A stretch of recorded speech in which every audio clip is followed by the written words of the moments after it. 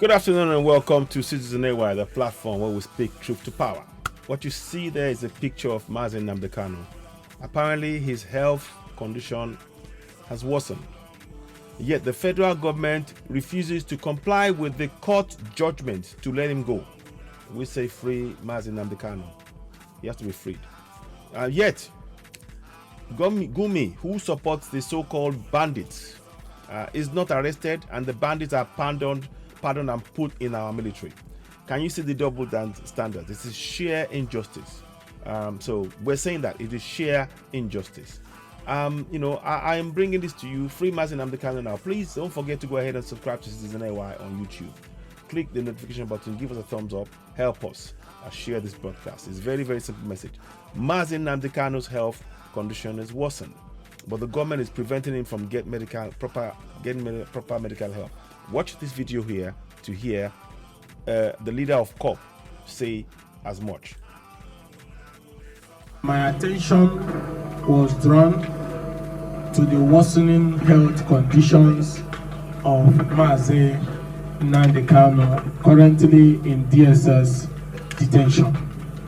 And the lawyers informed me that the health problems have been there for a long time, but it has gotten very bad. That MAZI Nnamdi Kanu is critically down, and he is not having access to the required medications and the medical attention that he deserves. And that necessitated me to call you gentlemen of the press today. As a human rights activist and advocate of justice, equity, and fairness, behoves on me not just that, and also as the spokesperson of the opposition coalition in the country, to raise this alarm and call on President Muhammad Buhari, the President of the Federal Republic of Nigeria, in the interest of justice, in the interest of fairness, in the interest of equity, and in the interest of reconciliation, that the President should release MAZI Nnamdi Kanu from DSS illegal detention. This is long overdue, and it's important, apart from the judgment of the appeal court that sat in Abuja, there is also a judgment from the High Court in Omahia. There is also a judgment from the Federal High Court in Omahia. So even if you are appealing the judgment of the appeal court, which there is no superior court have upturned, there is also a judgment of the Federal High Court in Omahia and the High Court in Omahia that the federal government have not been able to upturn. So that means that the stay of MAZI Nnamdi Kanu in DSS detention is illegal. What the president is doing is illegal. And that's why we're saying, in the interest of that justice, equity, and fairness, and in view of the information I got yesterday that his health condition is going down, it will not even be in the interest of peace that MAZI Nnamdi Kanu dies in DSS detention or comes out of DSS later as a disfigured human being. We already know what he went through in Kenya when he was abducted and tortured, and the heart problems that came with that.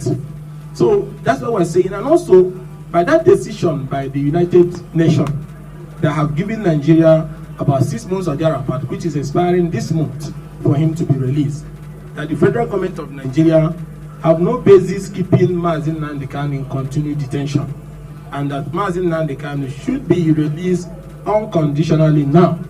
Even members of the ruling party, like Ojikali, is even saying that he's willing to take him on bail. Before late Mbazulika Amechi died, he asked Buhari to do that as a last wish.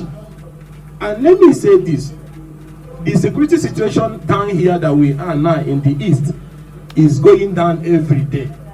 There is so much confusion. There is killing and counter killing. There is no reasonable person that will support that this atmosphere of anarchy should continue. Now, as a first step towards finding peace in the east, you now release MAZI Nnamdi Kanu and then come back to the negotiation table. Because there's one thing you need to understand. There are things that led to this agitation. Issues of justice, equity, and fairness, and the insecurity that came with the killings that happened in most of our farmland by the headers.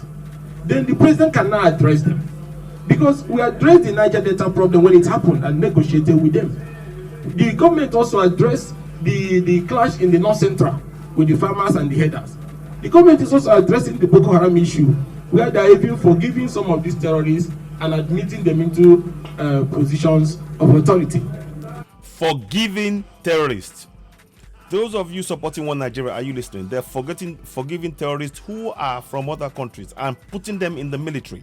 So if we can do that even for terrorists, now human rights agitators, people who are agitating for fairness, equity, and justice, what is wrong in calling the young men in Igbo land to say, let us come to the table and address the things that led to this agitation, which boils down to justice, equity, and fairness?